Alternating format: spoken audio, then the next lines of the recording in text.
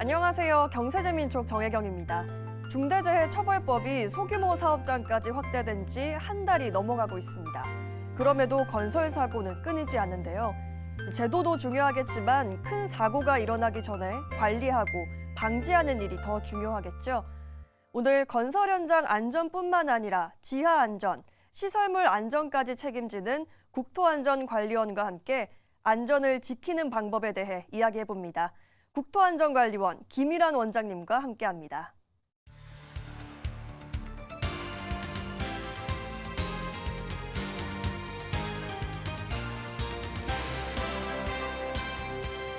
원장님 안녕하십니까? 예, 안녕하십니까? 어서 오십시오. 네, 진주에서 이렇게 멀리 와 주셨는데요. 국토안전관리원이 현장의 안전을 관리하는 곳이다 보니까 날씨가 풀리면서 더 바빠지셨을 것 같습니다. 요즘 어떻습니까? 말씀하신 것처럼 아무래도 봄철 되면 건설 현장도 본격적으로 이제 착수가 되고요. 또 저희 원이 하는 일이 현장 안전 점검이기 때문에 마찬가지로 저희도 지금부터 굉장히 좀 바쁜 시기가 된 것 같습니다. 앞서 말씀드린 것처럼 이 국토안전관리원이 건설 현장의 안전관리를 위해서 기관이 출범된 것으로 알고 있는데 올해 점검은 시작하셨습니까? 지난 2월 달에 저희가 해빙기 안전 점검을 시작을 했습니다. 건설 현장 그 사망 사고 수를 보면 한 65%가 이 300억 원 미만의 그 중소규모 건설 현장에서 발생을 하고 있습니다. 그래서 저희가 올해도 300억 원 미만의 그 중소규모 현장 한 15,600개 수에 대해서는 직접 나가기도 하고 가서 이제 컨설팅도 하고 그 안전 점검도 해줄 생각입니다. 그리고 최근 들어서는 이 지자체에서도 그 안전에 대한 의식이 많이 높아져 가지고요. 저희 국토안전관리원과 함께 그 합동 점검을 많이 요청하고 있습니다. 그래서 이런 합동 점검 한 1,000여 곳을 포함해서 한 3,000여 곳도 추가로 저희가 점검할 그럴 계획입니다. 네, 구체적인 점검 계획을 갖고 계신데요. 이 건설 사고의 사망자를 줄이기 위해서 취약한 현장 점검에 많은 공을 들이고 있습니다. 그만큼 건설 현장에서 사망 사고가 줄어들고 있습니까? 어떤가요? 실제로 이제 2017년에 그 건설 사고 사망자 수가 한 506명이었습니다. 그게 22년에 한 402명으로 한 100여 명 주는데 한 5년이 걸렸는데요. 작년 같은 경우에는 한 356명 정도이기 때문에 상대적으로 많이 좀 줄어드는 그런 추세를 좀 보이고 있습니다. 아마 사회적으로도 그렇고 전반적으로 안전에 대한 인식이 많이 좀 높아졌고 또 저희 국토안전관리원이 지금 출범이 이제 4년째인데 그 매년 저희들도 한 15,000개 전후의 그 현장에 대해서 점검을 하고 이런 효과들이 같이 나타나는 걸로 이렇게 생각을 하고 있습니다. 네, 희생자가 줄고 있다니 다행입니다. 이 감소세를 계속 이어가는 게 중요할 텐데 그렇다면 올해 점검의 초점은 어디에 두고 있나요? 뭐 사망자 수가 줄기는 했지만 전체 산업에서의 그 사망자의 40% 이상이 건설 사고입니다. 그래서 저희가 이 긴장의 끈을 늦춰서는 안 된다고 생각을 하고 있고요. 그래서 저희가 이제 올해는 작년보다 사망자 수를 한 10% 이상 줄이겠다는 그런 목표를 갖고 있습니다. 이제 이걸 위해서는 일단 설계에서부터 좀 안전에 신경을 쓸 수 있도록 공법이나 이런 게 잘 적용되고 있는지를 좀 살펴볼 필요가 있고요. 또 건설 현장에서는 저희가 직접 가서 안전 컨설팅을 해주거나 아니면 뭐 안전 점검을 통해서 이제 사고를 좀 미연에 방지할 수 있도록 그렇게 하려고 하고요. 또 준공이 된 현장에 대해서는 이 공사 과정에서 안전하게 잘 했는지에 대한 그 좀 평가 이런 체계를 좀 구축을 해서 설계에서부터 준공까지 전 그 단계에서 좀 안전관리 체계를 고도화하는데 좀 많은 힘을 기울이려고 이렇게 생각을 하고 있습니다. 네, 이 안전 체계를 고도화한다고 말씀을 하셨는데 지금 현재 상태에서 좀 부족했던 점이 있을까요? 아무래도 이 지금 상태에 보면 이제 사람에 의존하는 것들이 많이 있습니다. 저희가 이 사람에 의존을 하더라도 사람의 이제 능력이 좀 한계가 있기 때문에 가능하면 예를 들면 뭐 스마트 장비 같은 걸 좀 지원을 한다든가 이제 이런 데에도 좀 많은 힘을 좀 기울이려고 합니다. 작년 4월이었죠. 인천 검단 신도시 아파트 주차장이 붕괴가 되면서 그때 불거진 무량판 아파트 철근 누락 사태로 많은 국민이 불안했습니다. 이제 그 사고가 일어난 지 1년 정도가 되어 가는데 민간 아파트의 전수 점검도 하셨다고요. 예. 이제는 불안해하지 않아도 되는 걸까요? 예, 그건 뭐 불안해하지 않으셔도 됩니다. 먼저 좀 이 사고가 났던 그 무량판 구조에 대해서 한번 좀 네. 이해를 하셔야 되는데, 이 무량판 구조라는 게 이 보통 그 바닥 하중이 이 볼을 통해서 이 기둥으로 전달이 됩니다. 근데 이제 무량판 구조 같은 경우에는 이 볼을 없애고 바닥 하중을 바로 이제 이 기둥으로 전달되도록 이렇게 된 구조입니다. 이제 보가 없다 보니까 아무래도 이 층고나 이런 게 좀 자유롭고요. 안에 내부 공간도 좀 자유롭게 쓸 수 있습니다. 그래서 이제 주차장 같은 데 이게 많이 쓰이는데, 작년에 난 사고인 경우에는 이 바닥 하중을 바로 이 기둥으로 전달을 하다 보니까 네. 기둥 주변에 이 철근을 굉장히 좀 촘촘하게 이 배근할 필요가 있습니다. 근데 작년 같은 그 사고의 사례에서는 이 기둥 주변에 설치하는 철근을 일부는 좀 누락되기도 하기도 했고요. 예. 또 시공 과정에서 이 빼먹기도 하고 한 이런 그 결과로 나온 그런 사고였습니다. 그래서 저희가 전국에 있는 427개 그 무량판 구조 아파트에 대해서 철근 그 배근 상태와 이 콘크리트 강도를 다 조사를 했는데 뭐 다 그 설계 기준 내에 들어왔기 때문에 안전하다고 생각하셔도 될 것 같습니다. 네, 그런데 단순하게 이런 궁금증이 드는 게 예. 왜 사고를 미연에 방지하지 못했을까 싶거든요. 예, 예. 작년에 저희들도 그 똑같은 의문을 품고 한번 다른데 하고 이제 비교를 예. 해봤습니다. 보니까 이게 이 공법의 차이였던 것 같습니다. 그러니까 그 민간 아파트 같은 경우에는 이게 이제 말씀드린 것처럼 이 기둥 주변에 철근을 워낙 촘촘하게 이 배근을 해야 되니까 아예 그걸 공장에서 조립을 해가지고 현장에서 그냥 이 설치하는 그런 공법을 선택을 했고요. 사고가 난 단지 같은 경우에는 이걸 아예 처음부터 현장에서 이 조립하는 이런 공법을 썼습니다. 이제 그러다 보니까 현장에서 그 일부 철근이 이제 그 누락되기도 하고 이런 사례가 났는데 아마 이런 이번에 그 사고를 계기로 해서 뭐 어떤 공법을 쓰건 그리고 누가 시공을 하건 간에 안전에 대해서 우리가 이 기본적인 그 생각이나 아니면 절차나 이런 게 누락되게 되면 항상 사고가 날 수 있다는 이런 그 교훈을 줬던 이런 사례였던 것 같습니다.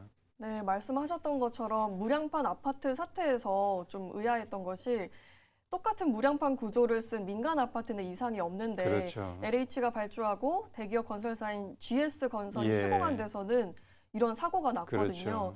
앞으로 좀 이걸 방지하려면 어떻게 해야 될까요? 그 말씀드린 것처럼 이 공법의 차이가 있어서 그렇기도 하는데 아마 그거보다도 더 근본적인 거는 공법 이전에 현장에서 일에 임하는 근로자에서부터 예. 소장 그리고 이제 관리자까지 각자에 있는 사람들이 자기의 역할에 좀 더 충실해서 그 안전에 좀 만전을 기하는 게 가장 근본적인 해결책이 되지 않을까 이렇게 생각을 합니다.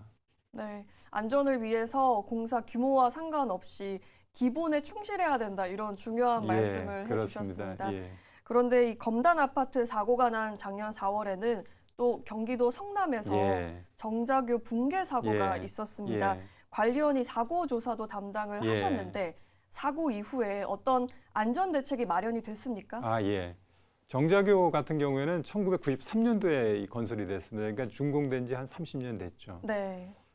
저희가 이 30년 되는 시설들이 이제 앞으로도 좀 많이 생길 텐데 이 부분에 대해서는 특별하게 좀 안전을 좀 그 점검을 강화할 필요가 있다고 생각을 합니다. 그래서 종전에는 이 정기 점검이나 정밀 안전 점검 이런 거 할 때 그냥 육안으로만 했었는데 이거를 정밀 안전 진단이라고 해서 이 기구를 사용을 해서 실질적으로 콘크리트의 내부 상태라든가 철근의 상태라든가 이런 좀 자세하게 볼 수 있는 이런 정밀 안전 진단을 좀 그 30년 정도 되는 시설에 대해서는 좀 의무화하는 게 필요하지 않을까 하는 생각을 하고 있고요. 네. 그다음에 이 평소에 하는 그 정기 점검을 할 때도 초급 기술자 이상 정도만 했었는데 이거를 중급 기술자 이상이 하도록 약간 그 기술자의 그 수준을 좀 높일 필요가 있다는 생각을 네. 합니다. 그리고 또 하나는 이게 저희가 이 안전 점검이나 이 진단을 하면서 보수 보강을 하는 그런 그 필요 부위가 나오게 됩니다. 근데 종전에는 이거를 이제 보수 보강할 때 한 5년 정도까지 우리가 기한을 뒀는데 네. 이거를 한 2년으로 단축을 해서 빠른 시일 내에 그 안전을 좀 확보할 수 있도록 하는 이런 조치를 취해야 된다고 생각을 하고 또 그렇게 하고 있습니다. 네, 안전 대책을 위해서 계속해서 수정해야 될 사항들이 예. 많은 것 같습니다. 예. 그 정자교 사고와 관련해서는 예. 비슷한 시기에 지어진 교량이 많아서 불안하다 이런 여론도 많았거든요. 예. 이 점에 대해서는 어떻게 생각하십니까? 뭐 같은 시기 혹은 뭐 같은 공법으로 여러 개가 동시에 건립됐다고 해서 다 같이 동시에 이렇게 위험해진다는 생각은 사실은 합리적이진 않습니다. 그렇습니까? 예. 네. 저희가 통상 보면 30년 이상 된 시설물을 이제 노후 시설물이라고 해서 이렇게 일단 분류는 합니다만 평소에 그 유지 관리라든가 그리고 이제 주변 여건이 어떠냐에 따라서 그 시설물의 이 안전도는 굉장히 다릅니다.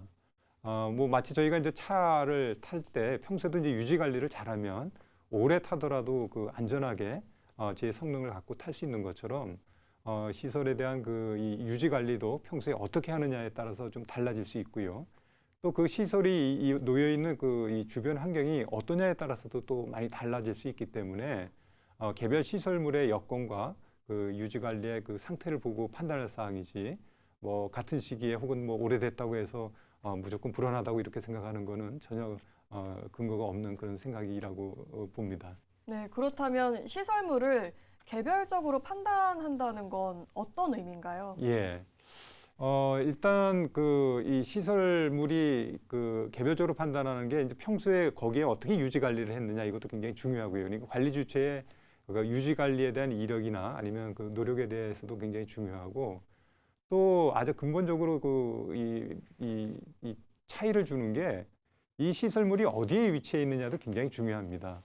예를 들면 이 중부지방 서울이나 아니면 뭐 산간 이런 데는 이제 겨울에 이제 눈이 많이 오지 않습니까? 눈이 많이 오면 이거 제설제로 이제 염화칼슘을 이제 많이 뿌리는데 네. 염화칼슘 같은 게 이게 이제 그 안에 이 구조물체 안에 들어가게 되면 이 콘크리트에도 영향을 줄 뿐만 아니라 이 철근을 부식시켜 가지고 안전에 영향을 주게 됩니다. 그런데 저희 이제 국토안전관리원이 진주에 있는데 진주 같은 경우에는 겨울에 거의 눈이 오지 않습니다. 그러니까 네. 이 교량이나 이런 데 염화칼슘을 뿌릴 일이 없는 거죠. 이런 주어진 여건에 따라서 관리 이 방법이나 관리 내용도 달라지기 때문에 뭐 같은 시기 뭐 이럴 때 건설됐다고 해서 무조건 안전에 문제가 있지 않느냐 이렇게 생각할 필요는 전혀 없다고 말씀드릴 수 있을 것 같습니다. 그럼 환경에 따라서 다르게 관리하기 위한 그 체계적인 시스템이 마련되어 있나요? 예. 지금 뭐 실제로 이제 안전 관리를 할 때 그 지역에 따라서 혹은 그러니까 기후나 이런 여건에 따라 가지고 이를면 콘크리트 강도를 보더라도 이 기준치를 좀 달리하고 있습니다. 네. 이제 그렇기 때문에 말씀하신 것처럼 여건에 따라서 좀 변화가 같이 이렇게 점검을 할 수 있도록 체계가 갖춰져 있습니다. 이 정자교 사고를 계기로 시설물 노후화에 대한 관심이 예. 높아졌습니다. 국내 시설물의 노후화 상태가 어떤지 좀 짚어봐야 될 것 같은데요. 예.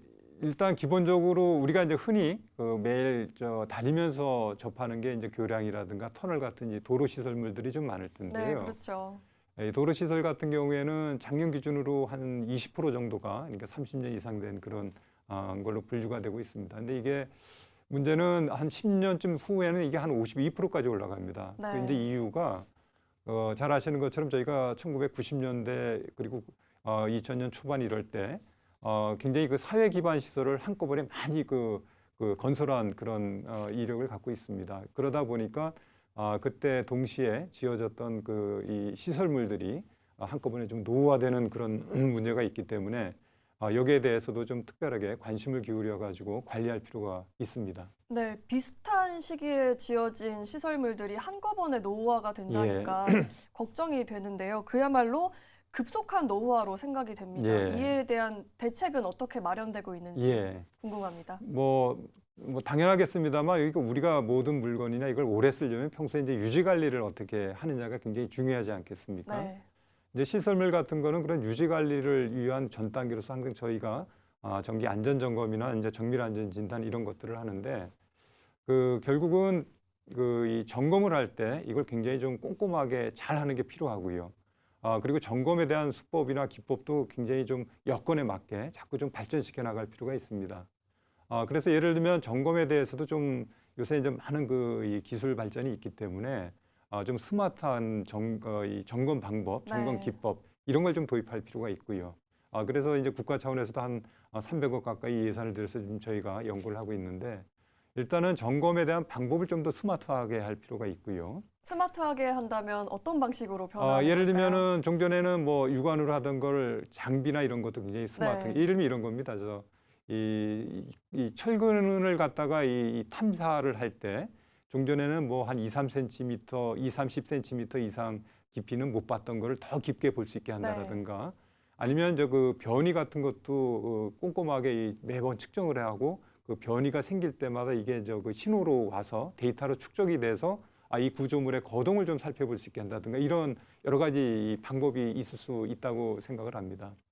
그리고 이제 또 하나 중요한 게 사실은 이 기후 변화 같은 주변 여건이 예전하고 좀 많이 달라지고 있습니다. 특히 요 근래 와 가지고 이 기후 변화로 인해 가지고 여건이 많이 바뀌어지고 있기 때문에 저희가 실제로 점검을 하는 체계라든가 점검 방법이나 이런 것도 그런 그 주변 여건에 맞게 유연하게 좀 적응을 해 나갈 수 있도록 그 변화를 시켜나갈 필요가 있다고 생각을 합니다.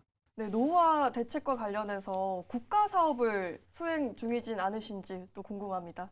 그 말씀드린 것처럼 기본적으로 아까 이 점검에 대한 방법을 좀 더 스마트하게 요새 최신 그 장비나 기계가 워낙 좋은 게 많기 때문에 이제 이런 걸 이용을 해서 이 점검을 하는 방법을 한번 좀 심도 있게 진짜 고민하고 있고요. 그래서 저희가 국가 차원에서도 한 300억의 예산을 들여가지고 연구 사업을 지금 하고 있습니다. 개발 사업을 하고 있고요.